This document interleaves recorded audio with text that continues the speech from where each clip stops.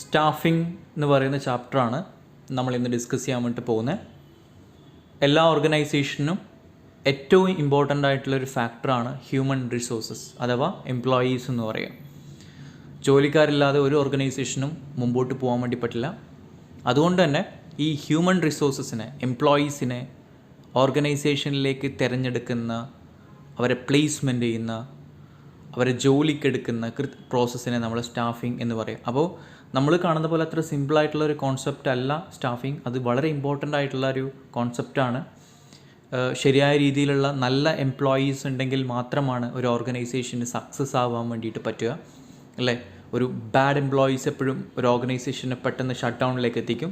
അപ്പോൾ നല്ല കമ്മിറ്റഡ് ആയിട്ടുള്ള, നല്ല ആത്മാർത്ഥതയുള്ള എംപ്ലോയീസിനെ എടുക്കുക എന്ന് പറയുന്നത് അത്ര ഒരു സിമ്പിളായിട്ടുള്ള കാര്യമല്ല. ഒരുപാട് പ്രൊസീജിയേഴ്സൊക്കെ ഫോളോ ചെയ്തിട്ട്, ഒരുപാട് ഒരു ടാർഗറ്റൊക്കെ ചെയ്തിട്ടാണ് അവർ നല്ല എംപ്ലോയീസിനെ തിരഞ്ഞെടുക്കുക. ഒരുപാട് ഇൻ്റർവ്യൂസ് കണ്ടക്ട് ചെയ്യും. അങ്ങനെ ഒരുപാട് കാര്യങ്ങൾ ചെയ്തിട്ടാണ് നല്ല എംപ്ലോയീസിനെ കണ്ടക്ട് ചെയ്യുന്നത്. അപ്പോൾ ഈ സ്റ്റാഫിംഗ് എന്ന് പറയുന്ന ചാപ്റ്റർ നമുക്ക് ഇനി ഡീറ്റെയിൽ ആയിട്ട് നോക്കാം. Meaning of staffing.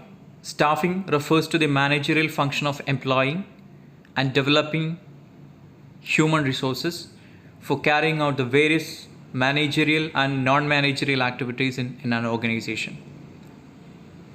This involves determining the manpower requirement and the methods of recruiting, selecting, training and developing the people for various positions created in the organization. അപ്പോൾ ഒരു ഓർഗനൈസേഷനിൽ ഹ്യൂമൻ റിസോഴ്സസ് എന്തിനാണ് ആവശ്യമുള്ളത്? Managerial function, അതുപോലെ തന്നെ non managerial function. Managerial function എന്ന് വെച്ച് കഴിഞ്ഞാൽ ഓർഗനൈസേഷനിലെ ഡിസിഷൻ മേക്കേഴ്സ്, മാനേജേഴ്സ്. അതുപോലെ തന്നെ നോൺ മാനേജറിയൽ ആക്ടിവിറ്റീസ് എന്ന് വെച്ച് കഴിഞ്ഞാൽ താഴെത്തട്ടിലുള്ള സ്റ്റാഫ്.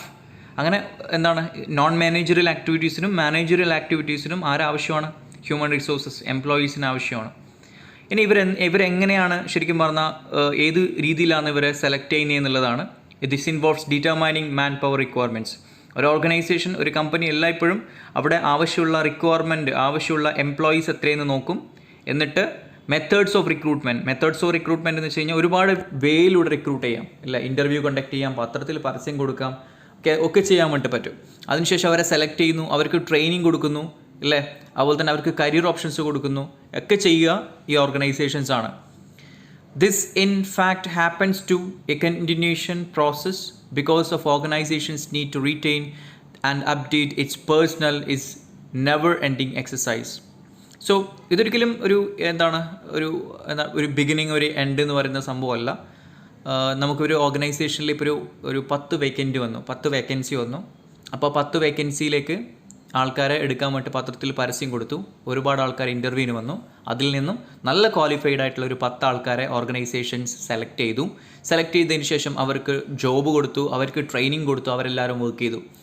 അപ്പോൾ അതിൽ ചിലപ്പോൾ 2 മാസം കഴിയുന്ന സമയത്ത് 2 ആൾക്കാർ വിട്ടു പോകുമായിരിക്കും. ചിലപ്പോൾ ഒരു 6 മാസം കഴിയുന്ന സമയത്ത് അതിൽ 4 ആൾക്കാർ വിട്ടു പോകുമായിരിക്കും. പിന്നെ ബാക്കിയുള്ളവരും 4 ആൾക്കാരാണ്. അവർ 1 കൊല്ലം കഴിയുമ്പോൾ 1.5 കൊല്ലം കഴിയുന്ന സമയത്ത് അവരും ചിലപ്പോൾ വിട്ടു പോകുമായിരിക്കും. അപ്പോൾ വീണ്ടും കമ്പനി എന്ത് ചെയ്യണം? വേറെ ആൾക്കാരെ കണ്ടെത്തണം. അപ്പോൾ ഈ റിക്രൂട്ട്മെൻറ്റ്, സെലക്ഷൻ എന്നെല്ലാം പറയുന്നത് ഒരു പ്രാവശ്യം നടത്തുന്നതല്ല. ഇറ്റ്സ് എ കണ്ടിന്യൂസ് പ്രോസസ്സ് എന്നാണ് പറയുന്നത്.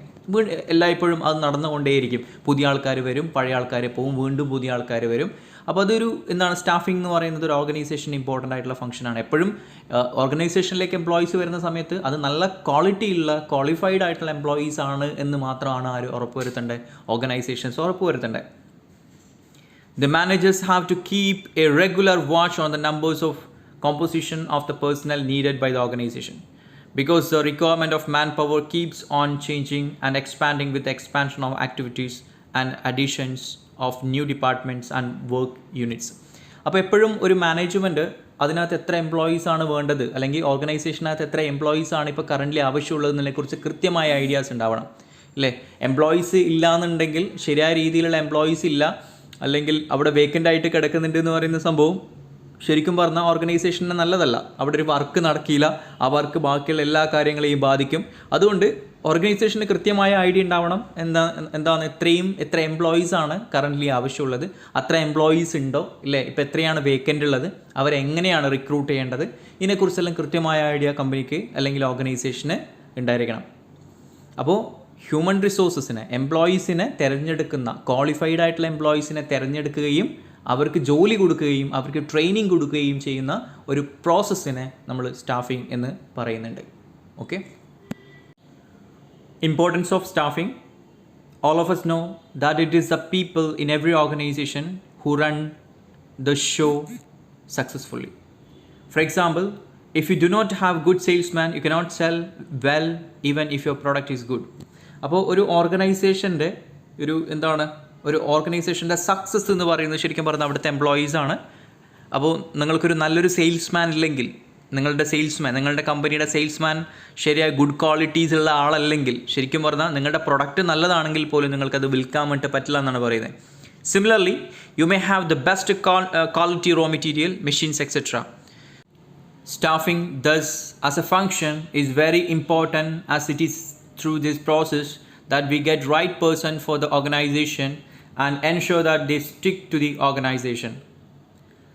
സോ ഇപ്പോൾ ഓർഗനൈസേഷൻ ഉറപ്പ് വരുത്തേണ്ട കാര്യം എന്താണെന്ന് വെച്ച് കഴിഞ്ഞാൽ അവർക്ക് കിട്ടുന്ന എംപ്ലോയീസ് റൈറ്റ് പേഴ്സൺസ്, ശരിയായ ആൾക്കാരായിരിക്കണം.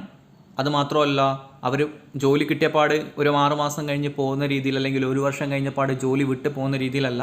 ദേ സ്റ്റിക്ക് ഇൻ ടു ഓർഗനൈസേഷനിൽ തന്നെ ഒരുപാട് വർഷക്കാലം നിൽക്കുന്ന രീതിയിലേക്ക് അവർ വരുന്ന പോലെ ഉള്ള എംപ്ലോയീസിനെ ആയിരിക്കണം അവരെടുക്കേണ്ടത്. The benefits of good staffing are as follow. അപ്പോൾ നല്ല സ്റ്റാഫിങ്ങിൻ്റെ, ശരിയായ രീതിയിൽ ഓർഗനൈസേഷനിലേക്ക് എംപ്ലോയീസിനെ എടുക്കുന്നതിൻ്റെ ബെനിഫിറ്റ് എന്താണ്? അതാണ് പറയുന്നത്. ഒന്ന്, it helps in getting right people for the right job at the right time. അല്ലേ, ശരിയായ സമയത്ത് ശരിയായ ആൾക്കാരെ ശരിയായ ജോലിയിൽ നിയമിക്കുന്നത് എന്ന് വെച്ച് കഴിഞ്ഞാൽ the function of staffing enable the manager to find out as to how many workers are required and when with what qualifications and experience. അപ്പോൾ ജോലിക്ക് ഇൻ്റർവ്യൂ വിളിക്കുന്ന സമയത്ത് തന്നെ അവർ കൃത്യമായിട്ട് പറയും എന്തൊക്കെ ക്വാളിഫിക്കേഷൻസ് ആണ്, അതുപോലെ തന്നെ എത്ര എക്സ്പീരിയൻസ് വേണം, ഈ കാര്യങ്ങളൊക്കെ കൃത്യമായിട്ട് പറയും. അതിനനുസരിച്ചായിരിക്കും അവർ ജോബ് ഓഫർ ചെയ്യാം. എന്നിട്ട് ഇൻ്റർവ്യൂവിന് വരും, ഇൻ്റർവ്യൂ ചെയ്യും. നല്ല ക്വാളിഫൈഡ് ആയിട്ടുള്ള, നല്ല എക്സ്പീരിയൻസ്ഡ് ആയിട്ടുള്ള ആൾക്കാരാണെങ്കിൽ മാത്രം കമ്പനി എടുക്കും. അതാണ് പറയുന്നത് right people for the right job at the right time. Okay, and staffing contributes to improved organizational productivity through proper selection. The organization gets quality workers, and through proper training and performance level of the workers can be improved. So അപ്പോൾ എന്താ പറയുന്നത്, proper ആയിട്ടുള്ളൊരു selection ആണെങ്കിൽ ഓർഗനൈസേഷനിലേക്ക് നല്ല quality ഉള്ള വർക്കേഴ്സിനെ കിട്ടും, എംപ്ലോയീസിനെ കിട്ടും. എന്നിട്ട് അവർക്ക് പ്രോപ്പർ ആയിട്ടുള്ള ട്രെയിനിങ് കൊടുത്തു കഴിഞ്ഞാൽ ശരിക്കും പറഞ്ഞാൽ ഓർഗനൈസേഷനിലെ പ്രൊഡക്ടിവിറ്റി ഇമ്പ്രൂവ് ആവുമെന്ന് പറയുന്നുണ്ട്. അതുപോലെ തന്നെ ഓർഗനൈസേഷനിലെ എംപ്ലോയീസും വർക്കേഴ്സും ഇംപ്രൂവ് ആവുമെന്ന് പറയുന്നുണ്ട്. It helps in providing the job satisfaction to the employees, keeping their morale high. With proper training and development programmes their efficiency improves and they feel assured for their career advancements. അപ്പോൾ ശരിക്കും പറഞ്ഞാൽ ഒരു കൃത്യമായിട്ടുള്ള job trainings എംപ്ലോയീസിന് കൊടുക്കുകയാണെങ്കിൽ അവർക്ക് നല്ലൊരു job satisfaction ഉണ്ടാവും. അങ്ങനെ ജോബ് സാറ്റിസ്ഫാക്ഷൻ ഉണ്ടാകുമ്പോൾ അവർക്ക് നല്ല മൊറലായിരിക്കും എന്ന് വെച്ച് കഴിഞ്ഞാൽ അവർക്ക് നല്ലൊരു കമ്മിറ്റ്മെൻറ്റ് ഉണ്ടാവും ഓർഗനൈസേഷനോട്, അവർ ഹാപ്പി ആയിരിക്കും. ആൻഡ് കൃത്യമായിട്ടുള്ളൊരു ട്രെയിനിങ്ങും കാര്യങ്ങളും കൊടുക്കുമ്പോൾ അവർ അവരെ വർക്കിനകത്ത് അവർ നല്ല എഫിഷ്യൻ്റ് ആയിട്ട് വർക്ക് ചെയ്യും. അത് ഓർഗനൈസേഷൻ്റെ സക്സസ്സിനും അവരുടെ എംപ്ലോയീസിൻ്റെ കരിയർ സക്സസ്സിനും ഈസി ആക്കി കൊടുക്കുന്നു പറയുന്നുണ്ട്. Next, staffing maintains harmony in the organisation. Through proper staffing, individuals are not just recruited and selected, but their performance is regularly appraised and promotions made on merit. For all these, certain rules are made and are duly communicated to all concerned. This fosters harmony and peace in the organization. അപ്പോൾ നല്ല staffing ചെയ്തു കഴിഞ്ഞാൽ ഓർഗനൈസേഷനിൽ എപ്പോഴും ഒരു harmony ഉണ്ടായിരിക്കും, ഒരു സന്തോഷം ഉണ്ടായിരിക്കും. എന്ന് വെച്ച് കഴിഞ്ഞാൽ കൃത്യമായിട്ട് ഒരു സ്ട്രിക്റ്റ് റൂൾസ് എല്ലാവരും ഫോളോ ചെയ്യും. അതുമാത്രമല്ല, അവർ പ്രൊമോഷൻ ആക്കുന്നതിനും അതുപോലെ തന്നെ എല്ലാ കാര്യങ്ങളിലും കൃത്യമായിട്ടുള്ള ഒരു സെർട്ടൻ റൂൾസ് അവർ കൊണ്ടുവരും. അതായത് നിങ്ങൾ നല്ല പെർഫോമൻസ് ആക്കി കഴിഞ്ഞാൽ മാത്രമാണ് നിങ്ങൾക്ക് പ്രൊമോഷൻ ഉണ്ടാവുക, അതുപോലെ തന്നെ സാലറി കൂടിത്തരിക, അല്ലെങ്കിൽ ഇൻക്രിമെൻ്റ് ഉണ്ടാവുക. ഈ കാര്യങ്ങളെല്ലാം കൃത്യമായിട്ട് അവർ പറയും. നിങ്ങൾ എത്ര മാസം വർക്ക് ചെയ്തതിന് ശേഷമാണ് പ്രൊബേഷൻ പീരീഡ് കഴിയുക, പ്രൊബേഷൻ പീരീഡ് കഴിഞ്ഞതിന് ശേഷം നിങ്ങൾ എങ്ങനെയായിരിക്കണം നിങ്ങളുടെ പ്രൊഡക്ടിവിറ്റി, അതുപോലെ തന്നെ എത്ര കൂടുതൽ പ്രൊഡക്ടിവിറ്റി ചെയ്ത് കഴിഞ്ഞാലാണ് നിങ്ങൾക്ക് ഓവർ ടൈം കിട്ടുക, അതുപോലെ തന്നെ ഇൻക്രിമെൻറ്റ് കിട്ടുക. ഇതിനെക്കുറിച്ചെല്ലാം കൃത്യമായിട്ടുള്ള റൂൾസ് കൊണ്ടുവരുന്നത് കൊണ്ട് തന്നെ സ്റ്റാഫിംഗ്, അതായത് എംപ്ലോയീസ് തമ്മിൽ അല്ലെങ്കിൽ ഓർഗനൈസേഷൻ അകത്തുള്ള ആൾക്കാർ തമ്മിൽ നല്ല രീതിയിലുള്ള ഒരു സൗഹാർദ്ദപരമായിട്ടുള്ള ഒരു റിലേഷൻഷിപ്പ് ഉണ്ടാവും എന്നാണ് പറയുന്നത്. അടുത്ത പറയുന്നത് പ്രോസസ് ഓഫ് സ്റ്റാഫിംഗ് ആണ്. Man power planning, job analysis, recruitment, selection, placement, induction, training and development, performance appraisal, compensation, promotion and transfer. ഇത്ര കാര്യങ്ങളാണ് നമുക്ക് സ്റ്റാഫിങ്ങിൻ്റെ പ്രോസസ്സായിട്ട് പഠിക്കാനുള്ളത്. നമുക്ക് ഓരോന്നും ഡീറ്റെയിൽ ആയിട്ട് പഠിക്കാം. സ്റ്റാഫിങ്ങിൻ്റെ പ്രോസസ്സിനകത്ത് ആദ്യത്തേതാണ് മാൻ പവർ പ്ലാനിംഗ് എന്ന് പറയാം. നമുക്കത് എന്താണെന്ന് നോക്കാം. Manpower planning refers to the process of estimating the manpower requirement of an organisation. While estimating the manpower requirement, the management generally keep in mind the available infrastructure including technology, production schedule, market fluctuation, demand forecast, government policies, and so on. It tentatively decides the kinds of staff as well as the number of staffs needed for the organization. The focus of the manpower planning is to get right number of qualified people at the right time. Manpower planning എന്ന് പറയുന്നത് അവർ കൃത്യമായിട്ട് organisation ഒന്ന് evaluate ചെയ്യും. Total ഇപ്പോൾ എത്ര job vacancies ഉണ്ട് അല്ലെങ്കിൽ എത്ര എംപ്ലോയീസിന് ഇപ്പോൾ ആവശ്യമുണ്ട് എന്ന് നോക്കും. അങ്ങനെ നോക്കുന്ന സമയത്ത് അവരെന്തൊക്കെ കാര്യങ്ങൾ പരിഗണിക്കും? ഇൻഫ്രാസ്ട്രക്ചർ, അത് അല്ലെ പുതിയ എംപ്ലോയീസ് വന്നു കഴിഞ്ഞാൽ അവർക്കുള്ള ഇൻഫ്രാസ്ട്രക്ചർ ഉണ്ടോ, പ്രൊഡക്ഷൻ ഷെഡ്യൂൾ ഉണ്ടോ, മാർക്കറ്റ് ഫ്ലക്ച്വേഷൻ എങ്ങനെയാണ്, ഡിമാൻഡ് ഫോർകാസ്റ്റ് എങ്ങനെയാണ്, ഗവൺമെൻറ് പോളിസീസിനകത്ത് എന്തെങ്കിലും ചേഞ്ചസ് ഉണ്ടോ, ഈ കാര്യങ്ങളൊക്കെ നോക്കിയതിന് ശേഷം മാത്രമായിരിക്കും എത്ര എംപ്ലോയീസ് ഓർഗനൈസേഷനിൽ വേണം എന്നവർ തീരുമാനിക്കുക. അങ്ങനെ അവർ ആദ്യം ഇത് തീരുമാനിക്കുന്നു, ഓർഗനൈസേഷനിൽ എത്ര എംപ്ലോയീസ് ആണ് വേണ്ടത്, പുതിയതായിട്ട് എത്ര ആൾക്കാർ വേണം എന്ന് തീരുമാനിക്കുന്നതിന് മാൻ പവർ പ്ലാനിംഗ് എന്ന് പറയും. അടുത്തതായി പറയുന്നത് ജോബ് അനാലിസിസ് ആണ്. In the context of recruitment, one must be conversant with another important aspects of manpower planning, job analysis, which is a prerequisite for any recruitment exercise. The job analysis helps in determining the qualifications, skills and experience required for various categories of employees. So ഇത് job analysis എന്ന് വെച്ച് കഴിഞ്ഞാൽ ഇപ്പോൾ ഓർഗനൈസേഷനിൽ അവർ എന്താണ് എല്ലാം search ചെയ്തു, അവരെല്ലാം നോക്കി, എന്നിട്ട് അവർക്ക് മനസ്സിലായി 5 എംപ്ലോയീസിനെ, എക്സാമ്പിൾ ഞാൻ പറയുകയാണ്, 5 എംപ്ലോയീസിനെ വേണമെന്ന് അവർ തീരുമാനിച്ചു. അപ്പോൾ അതിനെ മാൻ പവർ പ്ലാനിംഗ് എന്ന് പറയും. ഇനി ജോബ് അനാലിസിസ്, ഇനി എടുക്കാൻ വേണ്ടി പോകുന്ന 5 ആൾക്കാർക്ക് എന്തൊക്കെ ക്വാളിറ്റീസാണ് വേണ്ടത്, എന്തൊക്കെ സ്കില്ല് വേണം, എന്തൊക്കെ ക്വാളിഫിക്കേഷൻസ് ആയിരിക്കണം ഉണ്ടാവേണ്ടത്, എന്ത് എക്സ്പീരിയൻസ് ആണ് ഉണ്ടാവേണ്ടത്, ഇത് തീരുമാനിക്കുന്നതിനെ ജോബ് അനാലിസിസ് എന്ന് പറയുന്നു. അടുത്തത് റിക്രൂട്ട്മെൻ്റ് ആണ്. Suppose you want to open a restaurant. After planning and organizing, you are aware of the various job positions that are required to be filled up. Let's say you have assessed your requirement of for a general manager, a chef, an accountant, and many other staff for home delivery of foods. Possibly you have a list of persons interested to join your restaurant. For example, your uncle has promised you to provide an experienced general manager. The manager of the bank from where you have taken loan has referred an accountant to you. One of the chief cook of the reputed hotel has already talked to you to join your restaurant as a chef. In addition to all these, you know that there is an office that can provide you people of your requirement by charging a fee whenever you ask for it. അപ്പോൾ എന്താണ് ഇത് പറയുന്നത്? Recruitment എന്ന് പറയുന്നത് എംപ്ലോയീസിനെ എടുക്കുന്ന പ്രോസസ്സാണ്. ആദ്യം നമ്മൾ എത്ര എംപ്ലോയീസിനെ വേണമെന്ന് തീരുമാനിച്ചു, എന്നിട്ട് ആ എടുക്കുന്ന എംപ്ലോയീസിന് എന്തൊക്കെ ക്വാളിറ്റീസ്, എന്തൊക്കെ സ്കില്ല് വേണം തീരുമാനിച്ചു, അതിനെ ജോബ് അനാലിസിസ് എന്ന് പറഞ്ഞു.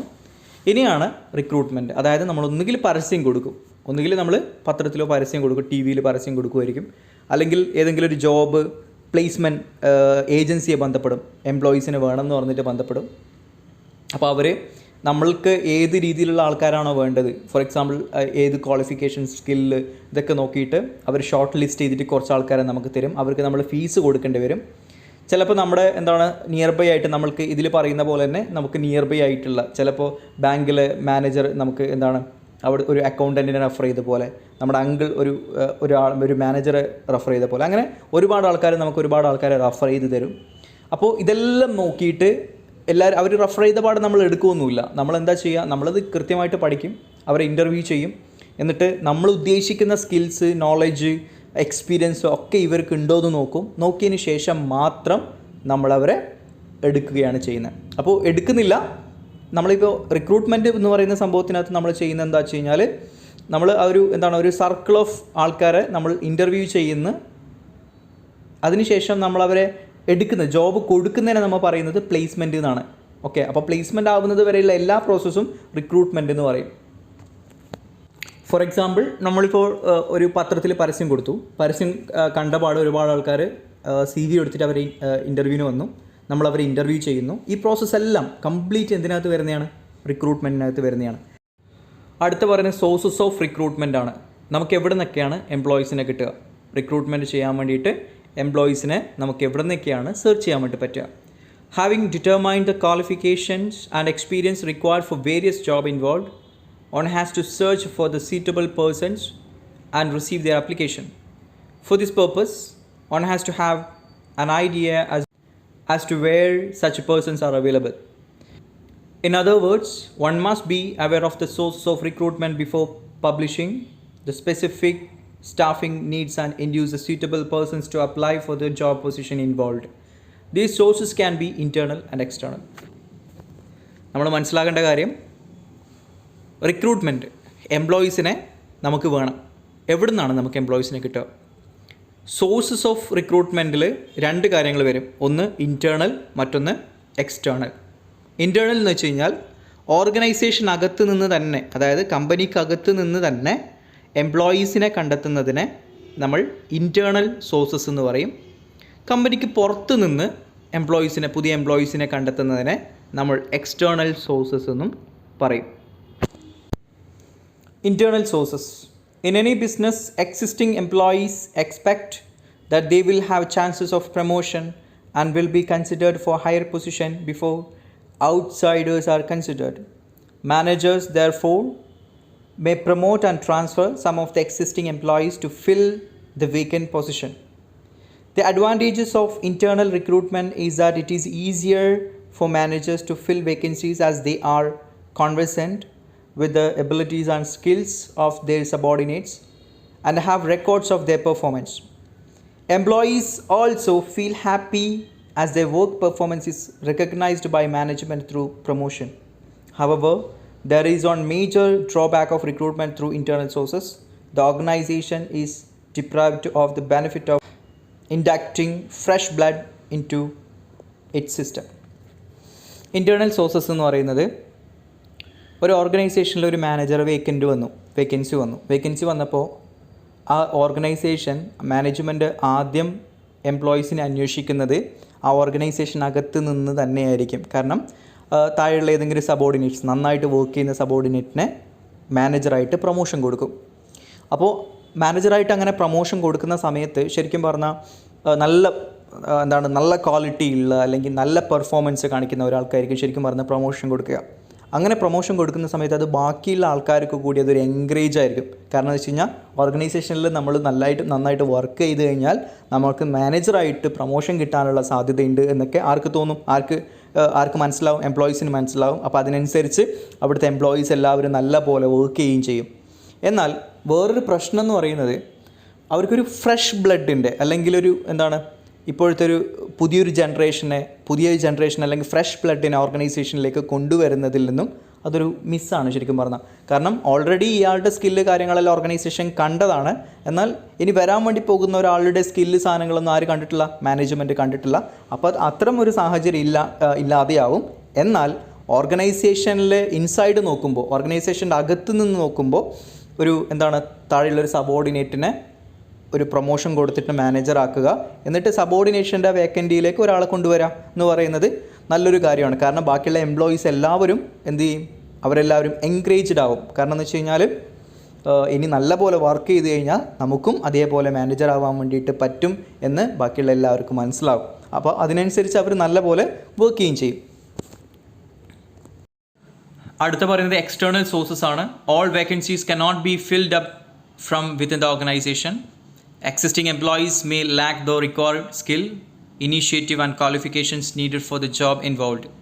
Hence, managers have to recruit some persons from outside the organization, not only at the external recruitment, provide a wide choice from among the large number of external candidates from which employees may be recruited. The workers and office employees at the lower level are often recruited from outside the organization. The various external sources of recruitment are as follows. എല്ലായ്പ്പോഴും അവർക്ക് സബോർഡിനേറ്റ്സിനെ അല്ലെങ്കിൽ താഴെയുള്ള ആൾക്കാരെ പിടിച്ച് മാനേജറാക്കാൻ വേണ്ടിയിട്ട് പറ്റില്ല. ചില സമയത്ത് മാനേജർ ലെവലിന് ആവശ്യമായിട്ടുള്ള സ്കില്ലുള്ള അല്ലെങ്കിൽ ക്വാളിഫിക്കേഷൻസ് ഉള്ള ആൾക്കാർ ഓർഗനൈസേഷനകത്ത് ഉണ്ടാവണമെന്നില്ല. അത്തരം സാഹചര്യങ്ങളിൽ അവരെന്തായാലും പുറത്തു നിന്ന് തന്നെ എക്സ്റ്റേണൽ സോഴ്സസിൽ നിന്ന് തന്നെ എംപ്ലോയീസിനെ കൊണ്ടുവരേണ്ടി വരും. അതുപോലെ തന്നെ ലോവർ ലെവൽ ഏറ്റവും താഴെത്തട്ടിലുള്ള ആൾക്കാർ എംപ്ലോയീസിന് എടുക്കുന്ന സമയത്ത്, അതായത് ഏറ്റവും എക്സിക്യൂട്ടീവ്സിന് എടുക്കുന്ന സമയത്ത് എന്തായാലും അവർക്ക് ഇൻസൈഡ് ഓർഗനൈസേഷനകത്ത് നിന്ന് എടുക്കാൻ പറ്റില്ല. അവരെന്തായാലും പുറത്ത് നിന്ന് എംപ്ലോയീസിനെ കൊണ്ടുവരണം. അപ്പോൾ ഓർഗനൈസേഷൻ അകത്ത് നിന്ന് എംപ്ലോയീസിനെ കൊണ്ടുവരുന്നതിനെ നമ്മൾ ഇൻറ്റേർണൽ സോഴ്സസ് എന്ന് പറയും. എന്നാൽ ഓർഗനൈസേഷൻ പുറത്തു നിന്ന് ആൾക്കാരെ കൊണ്ടുവരുന്നതിനെ, എംപ്ലോയീസിനെ കൊണ്ടുവരുന്നതിനെ നമ്മൾ എക്സ്റ്റേണൽ സോഴ്സസ് എന്നുകൂടി പറയും. ഓക്കെ, ഇനി എക്സ്റ്റേണൽ സോഴ്സസ് ഏതൊക്കെയാണെന്ന് നമുക്ക് നോക്കാം. പുറത്തു നിന്ന് നമ്മൾ എങ്ങനെയാണ് എംപ്ലോയീസിനെ കൊണ്ടുവരുന്നത്? ഒന്ന് മീഡിയ അഡ്വർടൈസ്മെൻറ്റ്, അല്ലേ, മീഡിയയിൽ പത്രത്തിലേക്ക് അഡ്വർടൈസ്മെൻറ്റ് കൊടുക്കുക. രണ്ടാമത്തെ എംപ്ലോയ്മെൻറ്റ് എക്സ്ചേഞ്ചസ്. നമുക്കറിയാം ഓരോ സ്ഥലങ്ങളിലും എംപ്ലോയ്മെൻറ്റ് എക്സ്ചേഞ്ചസ് ഉണ്ട്. അവിടെ പോയി അന്വേഷിച്ച് കഴിഞ്ഞാൽ നമുക്ക് എംപ്ലോയീസിനെ കിട്ടും. അതുപോലെ തന്നെ എഡ്യൂക്കേഷണൽ ഇൻസ്റ്റിറ്റ്യൂഷൻസ്, നമുക്കറിയാം ക്യാമ്പസ് ഇൻ്റർവ്യൂ, ക്യാമ്പസുകളിൽ പോയിട്ട് കമ്പനികൾ ഇൻ്റർവ്യൂ ചെയ്തിട്ട് എംപ്ലോയീസിനെ എടുക്കും. അതുപോലെ തന്നെ അൺസോളിസിറ്റഡ് അപ്ലിക്കേഷൻ, ഇല്ലേ, മുമ്പ് ഇൻ്റർവ്യൂ ചെയ്ത സമയത്ത് അവിടെ കിട്ടിയ അപ്ലിക്കേഷൻസ് ആണ് വീണ്ടും പരിഗണിക്കുന്നതാണ്. അതുപോലെ തന്നെ റെഫറൽസ്, ഒരുപാട് ആൾക്കാരെ നമുക്ക് പരിചയമുള്ള ആൾക്കാരെ എംപ്ലോയീസിനെ റെഫർ ചെയ്യാം. അതുമാത്രമല്ല പ്രൈവറ്റ് എംപ്ലോയ്മെൻറ്റ് ഏജൻസീസ്, അല്ലേ, ഒരുപാട് പ്രൈവറ്റ് എംപ്ലോയ്മെൻറ്റ് പ്ലേസ്മെൻറ്റ് ചെയ്യുന്ന പ്രൈവറ്റ് ഏജൻസീസ് ഉണ്ട്, അവർ ത്രൂ ചെയ്യും. അതുപോലെ തന്നെ recruitment at the factory gate, അത് വെച്ച് കഴിഞ്ഞാൽ വാക്ക് ഇൻ ഇൻ്റർവ്യൂ. എല്ലാ വലിയ വലിയ മൾട്ടിനാഷണൽ കമ്പനീസ് എല്ലാം അവരുടെ ഓർഗനൈസേഷനിൽ എല്ലാ ദിവസവും വാക്ക് ഇൻ ഇൻ്റർവ്യൂ നടത്തും. വാക്ക് ഇൻ ഇൻ്റർവ്യൂ നടത്തുന്നതിലൂടെ എല്ലാ ആൾക്കാരും അവരെ ഇൻ്റർവ്യൂ അറ്റൻഡ് ചെയ്യും. അവിടെ വേക്കൻ്റ് ഉണ്ടെങ്കിൽ അവർക്ക് ജോലി കിട്ടും. ആ രീതിയിൽ ഫാക്ടറി ഗേറ്റിന് മുമ്പിൽ റിക്രൂട്ട്മെൻറ്റ് നടത്തുകയും ചെയ്യും. ഓക്കെ, അടുത്ത പറയുന്ന സെലക്ഷനാണ്. When an adequate number of applications, names of interested candidates have been collected through a recruitment exercise, the selection process starts. Selection refers to the process of choosing the most suitable person from among the list of interested candidates. It involves going through the qualifications and experience of all candidates and matching them with the expectations of the job so as to decide on the most suitable ones for the job. The entire process goes through number of steps which may be called a selection procedure.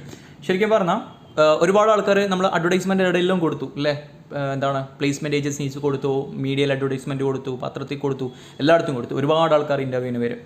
അപ്പോൾ അതിൽ നിന്നും ഇൻ്റർവ്യൂവിന് വരുന്ന ആൾക്കാരിൽ നിന്നും നമ്മളെടുത്ത applications തരുന്ന ആൾക്കാരിൽ നിന്നും റൈറ്റ് കാൻഡിഡേറ്റ്സിനെ സെലക്ട് ചെയ്യുന്ന, ശരിയായ കാൻഡിഡേറ്റിനെ, സ്യൂട്ടബിൾ കാൻഡിഡേറ്റിനെ സെലക്ട് ചെയ്യുന്ന പ്രോസസ്സിനെയാണ് സെലക്ഷൻ എന്ന് പറയാം. അപ്പോൾ സെലക്ഷൻ എന്ന് പറയുന്നത് അത്ര സിമ്പിളായിട്ടുള്ള പ്രോസസ്സ് അല്ല, അത് ഒരുപാട് പ്രൊസീജിയറിലൂടെയാണ് പോകുന്നത്. അതാണ് നമ്മൾ ഇനി നോക്കാൻ വേണ്ടി പോകുന്നത്. നമുക്ക് നോക്കാനുള്ളത് സെലക്ഷൻ പ്രൊസീജിയറാണ്. ഏത് രീതിയിലാണ് നോക്കുന്നതെന്നുള്ളതാണ്, എടുക്കുന്നതെന്നുള്ളതാണ്. ഒന്നാമത്തെ സ്ക്രീനിങ് ദ ആപ്ലിക്കേഷൻ. അവർ ആപ്ലിക്കേഷൻസ് നോക്കും, CV, അല്ലേ, കരിക്കുലം വിറ്റ ശരിയായ രീതിയിൽ നോക്കും. അതിനുശേഷം അവർക്ക് ഹോൾഡിംഗ് ടെസ്റ്റ്, അവർക്കൊരു ടെസ്റ്റ് നടത്തും. എന്ന് വെച്ച് കഴിഞ്ഞാൽ റൈറ്റിംഗ് ടെസ്റ്റോ റീഡിംഗ് ടെസ്റ്റോ ഏതാണെങ്കിലും അവർക്ക് ആവശ്യമായിട്ടുള്ളൊരു ടെസ്റ്റ് നടത്തും. അതിനുശേഷം സെലക്ഷൻ ഇൻ്റർവ്യൂ അത് ഹോൾഡിംഗ് ടെസ്റ്റ് പാസ്സായ ശേഷം മാത്രമാണ് സെലക്ഷൻ ഇൻ്റർവ്യൂവിന് വിളിക്കുക. അവിടെ ഫേസ് ടു ഫേസ് ഇൻ്റർവ്യൂ ഉണ്ടാവും. അതിനുശേഷം ചെക്കിംഗ് റെഫറൻസസ്, കാൻഡിഡേറ്റിൻ്റെ റെഫറൻസ് ചെക്ക് ചെയ്യും. അതായത് നല്ല അവരെ പരിചയമുള്ള കുറച്ചുകൂടെ ഒരു നല്ല സ്റ്റാറ്റസ് ലെവലിലുള്ള അവരെ പരിചയമുള്ള കുറച്ച് ആൾക്കാരെ റെഫറൻസ് ആയിട്ട് അയാൾ എങ്ങനെയെന്ന് അന്വേഷിക്കും. അതുമാത്രമല്ല, അത് കഴിഞ്ഞതിന് ശേഷം മെഡിക്കൽ എക്സാമിനേഷൻ ഓൺ ദി കാൻഡിഡേറ്റ്സിന് എന്തെങ്കിലും കാര്യമായിട്ടുള്ള അസുഖങ്ങളുണ്ടോ എന്നുകൂടി മെഡിക്കൽ എക്സാമിനേഷനിലൂടെ ചെക്ക് ചെയ്യും. അത് കഴിഞ്ഞതിന് ശേഷമാണ് issue of appointment letters issue ചെയ്യുക. അപ്പോൾ ഇതിനകത്ത് പകുതിയിൽ വെച്ച് ഏതെങ്കിലും ഒന്ന് ഫെയിൽ ആവുകയാണെങ്കിൽ അയാൾക്ക് എന്ത് കിട്ടില്ല? അപ്പോയിൻമെൻറ്റ് ലെറ്റർ കിട്ടില്ല. അടുത്തതായിട്ട് നോക്കേണ്ടത് പ്ലേസ്മെൻ്റ് ആണ്. If the selected candidate decides to join the organization, she has to report to the concerned authority and formally join the organization by giving his consent in writing. അപ്പോൾ ഒരു ഓർഗനൈസേഷനിൽ interview attend ചെയ്തു, selection പ്രൊസീജിയറെല്ലാം കഴിഞ്ഞു, അവർ സെലക്റ്റഡായി. ഇനി select ആയി കഴിഞ്ഞാൽ പിന്നെ അപ്പോൾ അവിടെ രണ്ട് സിറ്റുവേഷൻസ് ഉണ്ട്. ഒന്ന്, അവരെ ഇൻ്റർവ്യൂ ചെയ്ത് കഴിഞ്ഞതിന് ശേഷം ഒന്നുകിൽ റിജക്റ്റ് ചെയ്യാം, അല്ലെങ്കിൽ ആക്സെപ്റ്റ് ചെയ്യാം, ഓക്കെ ആണെന്ന് പറയാം. അങ്ങനെ ഓക്കെ ആണെങ്കിൽ മാത്രമാണ് അവരെന്ത് ചെയ്യുന്നത്? പ്ലേസ്മെൻറ്റ് ചെയ്യുക എന്ന് വെച്ചാൽ ജോബ് കൊടുക്കുക. അപ്പോൾ അങ്ങനെ ജോബ് കൊടുക്കുന്ന സമയത്ത് അവർ കൺസെൻറ്റ് ഒരു എന്താണ് ഈ ഒരു എന്താണ് അവർക്ക് ഓക്കെ ആണെങ്കിൽ, കമ്പനിക്ക് ഓക്കെ ആണെങ്കിൽ കമ്പനി ഒരു എന്താണ് ലെറ്റർ ഓഫ് അപ്പോയിൻമെൻറ്റ് അല്ലെങ്കിൽ ഒരു ഓഫർ ലെറ്റർ തരും. എന്ന് വെച്ച് കഴിഞ്ഞാൽ ഇത്രയാണ് സാലറി, ഇതാണ് ഇതാണ് ഡെസിഗ്നേഷൻ, വർക്കിംഗ് ഹവേഴ്സ് ഇത്രയാണ്, വീക്കെൻഡ് ഇതാണ്, ഇക്കാര്യങ്ങളെല്ലാം പറഞ്ഞുകൊണ്ട് ഒരു ഓഫർ ലെറ്റർ തരും. ആ ഓഫർ ലെറ്റർ നമുക്ക് ഓക്കെ ആണെങ്കിൽ, കാൻഡിഡേറ്റിന് ഓക്കെ ആണെങ്കിൽ അയാളത് റൈറ്റിങ്ങിലൂടെ എന്താണ് കൺസെൻറ്റ്, സമ്മതം അറിയിക്കും. Then she is pleased to perform specific job. Thus, placement refers to the selected candidates joining the position in the organization for which they have been selected. The appointment of every candidate is followed by the record of particular of employment. Such records are properly maintained and described as the employment record. It serves a useful purpose on many occasions like selection of employees for training, promotion and increments etc. അപ്പോൾ ശരിക്കും പറഞ്ഞാൽ ഒരു ഓർഗനൈസേഷനിൽ select ആയി കഴിഞ്ഞാൽ പിന്നീട് അവരുടെ എല്ലാ കാര്യങ്ങളും നോക്കുന്നത് ഹ്യൂമൻ റിസോഴ്സ് HR എന്ന് പറയുന്ന ഡിപ്പാർട്ട്മെൻ്റ് ആയിരിക്കും. അവരുടെ എന്താണ് ട്രെയിനിങ്ങും അവരുടെ പ്രൊമോഷനും അവരുടെ ഇൻക്രിമെൻറ്റും എല്ലാ കാര്യങ്ങളും, അതായത് അവരുടെ സാലറി അടക്കം എല്ലാ കാര്യങ്ങളും നോക്കുന്നത് HR ഡിപ്പാർട്ട്മെൻ്റ് ആയിരിക്കും, ഹ്യൂമൻ റിസോഴ്സ് ഡിപ്പാർട്ട്മെൻ്റ് ആയിരിക്കും.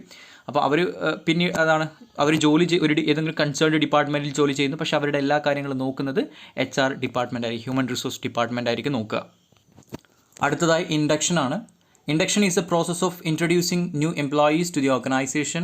The new employees should know under whom and with whom she is to work. Get acquainted and adjusted to the work environment. Get a general idea about the rules and regulations, working conditions, etc. അതായത് ഒരു പുതിയതായിട്ടുള്ള ഒരു employee വരുന്ന സമയത്ത് ഓർഗനൈസേഷനിലുള്ള supervisors അല്ലെങ്കിൽ HR department ബാക്കിയുള്ള എല്ലാ ആൾക്കാരെയും നമുക്ക് പരിചയപ്പെടുത്തും. അതായത് ഇൻഡക്ഷൻ എന്ന് വെച്ച് കഴിഞ്ഞാൽ പരിചയപ്പെടുത്തലാണ്. ഓൾറെഡി എക്സിസ്റ്റിംഗ് എംപ്ലോയീസിനെ നമുക്ക് പരിചയപ്പെടുത്തി തരുന്നതാണ്. കാരണം എന്ന് വെച്ച് കഴിഞ്ഞാൽ നമുക്കൊരു വർക്കിംഗ് എൻവിറോൺമെൻറ്റുമായിട്ട് ഒരു പൊരുത്തപ്പെട്ട് പോകാൻ വേണ്ടിയിട്ട് അവിടുത്തെ ആൾക്കാരെ, നമ്മുടെ മാനേജേഴ്സിനെ, അതുപോലെ തന്നെ നമ്മുടെ കൊളീഗ്സിനെ ഒക്കെ നമുക്ക് പരിചയപ്പെടുത്തി തരുന്ന ഒരു പ്രോസസ്സാണ് ശരിക്കും പറഞ്ഞാൽ ഇൻഡക്ഷൻ എന്ന് പറയാം. Usually the immediate supervisor of the new employee introduces him to his work environment. A proper induction program is likely to reduce his anxiety on how to cope with the work and how to become a part of the organization, and helps in development of a favorable attitude towards an organization and job. അപ്പോൾ ഒരു ജോബിൽ എല്ലാ ആൾക്കാരുമായിട്ട് mingle ചെയ്ത്, അതായത് സഹകരണത്തോടെ cooperate ചെയ്തിട്ട് മിങ്കിളായിട്ട് ആൾക്കാരോട് കൂടിയിട്ട് ഹാർമണി ആയിട്ട് വർക്ക് ചെയ്യാൻ വേണ്ടിയിട്ട് ഈ ഇൻഡക്ഷൻ പ്രോഗ്രാം സഹായിക്കുന്നതാണ് പറയുന്നത്. കാരണം വർക്കിൻ്റെ ഇടയിലുള്ള പരിചയപ്പെടലല്ല, ഒരു ഇൻഡക്ഷൻ്റെ സമയത്ത് തന്നെ ആൾക്കാരെ മൊത്തം അവർ പരിചയപ്പെടും. അതിൻ്റെ ഭാഗമായിട്ട് ആൾക്കാരുമായിട്ടൊരു നല്ലൊരു പ്രൊഫഷണൽ റിലേഷൻഷിപ്പ് മെയിൻറ്റെയിൻ ചെയ്യാൻ വേണ്ടിയിട്ട് പുതിയ എംപ്ലോയീസിന് സാധിക്കുന്നതാണ്. അപ്പോൾ അതാണ് ഇൻഡക്ഷൻ പ്രോഗ്രാം എന്ന് പറയാം. അടുത്തതായി ട്രെയിനിങ് ആൻഡ് ഡെവലപ്മെൻ്റ് ആണ്. ഇത് വളരെ ഇമ്പോർട്ടൻ്റ് ആയിട്ടുള്ളൊരു പ്രോസസ്സാണ് ശരിക്കും. Helping the employees to improve their knowledge and skill so as to be able to perform their task more efficiently is known as training. It is an organized activity for increasing the knowledge and skill of people for a specific purpose. The term development refers to the process of not only building up the skill and abilities of a specific purpose, but also the overall competence of employees to undertake more difficult and challenging tasks. It is generally used with the reference to the training of managers and executives. അപ്പോൾ ശരിക്കും പറഞ്ഞാൽ ഒരു ഓർഗനൈസേഷനിലേക്ക് പോകുന്ന സമയത്ത് അവർക്ക് training കൊടുക്കും. Training കൊടുക്കുന്നത് എന്തിനാണെന്ന് വെച്ച് കഴിഞ്ഞാൽ പിന്നീടുള്ള വർക്കുകൾ ഈസി ആവാൻ വേണ്ടിയിട്ടാണ്. അതായത് ഒരു ട്രെയിനിങ് കൊടുക്കുന്ന സമയത്ത് എംപ്ലോയീസിനൊരു ഒരു ഡിഫിക്കൽട്ടി ഫീൽ ആവില്ല, അവർക്ക് കുറച്ചുകൂടെ ഫെമിലിയർ ആയിട്ടുള്ള ഫീൽ ചെയ്യും. അതുമാത്രമല്ല അവർക്കൊരു കോൺഫിഡൻസ് ഉണ്ടാവും. ട്രെയിനിങ്ങിനകത്ത് കാര്യങ്ങളെല്ലാം പഠിപ്പിച്ചു കൊടുക്കുന്ന സമയത്ത് അവർക്കൊരു വർക്കിനെ കുറിച്ചൊരു കൃത്യമായിട്ട് ഐഡിയയും അതുമാത്രമല്ല ഒരു കോൺഫിഡൻസും ഉണ്ടാവും. അങ്ങനെ കോൺഫിഡൻസ് ഉണ്ടെങ്കിൽ മാത്രമാണ് നല്ലൊരു മൂഡിൽ അവർക്ക് വർക്ക് സ്റ്റാർട്ട് ചെയ്യാൻ വേണ്ടിയിട്ട് പറ്റുക. അപ്പോൾ അത് മാത്രമല്ല ഈ ട്രെയിനിങ് കൊടുക്കുമ്പോൾ അവരെ ഒരു മെൻ്റൽ ആയിട്ടുള്ള ഒരു ഡെവലപ്മെൻറ്റും ഒരു കരിയർ പ്ലാനിങ്ങും ഒക്കെ എംപ്ലോയീസിന് ചെയ്യാൻ വേണ്ടിയിട്ട് പറ്റും.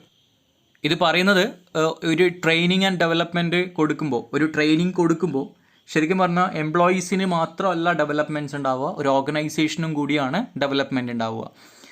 അത് മാത്രമല്ല ഒരു ഓർഗനൈസേഷനിലേക്ക് പോകുന്ന ഒരാൾക്ക് കമ്പനി കൃത്യമായിട്ടുള്ള ട്രെയിനിങ്ങുകൾ കൊടുക്കുമ്പോൾ അവരേതെങ്കിലും ഒരു പ്രോസസ്സിനെ മാത്രം ട്രെയിനിങ് കൊടുക്കുന്നതായിരിക്കില്ല. ആ ഓർഗനൈസേഷനെ കുറിച്ചുള്ള കംപ്ലീറ്റ് ഐഡിയ ഒരു എംപ്ലോയിക്ക്, അതായത് പുതിയതായിട്ട് വരുന്ന ഒരു എംപ്ലോയിക്ക് ഉണ്ടാക്കി കൊടുക്കും.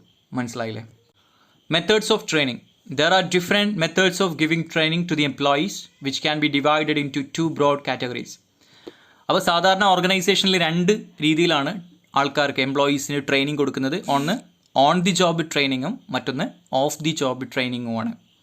ഓൺ ദി ജോബ് ട്രെയിനിങ് എന്ന് വെച്ച് കഴിഞ്ഞാൽ നമ്മൾ ജോബ് ചെയ്യുന്നതോടൊപ്പം തന്നെ നമുക്ക് ട്രെയിനിങ് തരുന്നതിന് ഓൺ ദി ജോബ് ട്രെയിനിങ് എന്നും ക്ലാസ് റൂമിൽ ഇരുത്തിയിട്ട് നമുക്ക് ട്രെയിനിങ് തരുന്നതിനെ ഓഫ് ദി ജോബ് ട്രെയിനിങ് എന്നാണ് പറയുന്നത്. On the job methods. In these methods, the employees learn about their jobs while doing the work, duly assisted by their supervisors or seniors.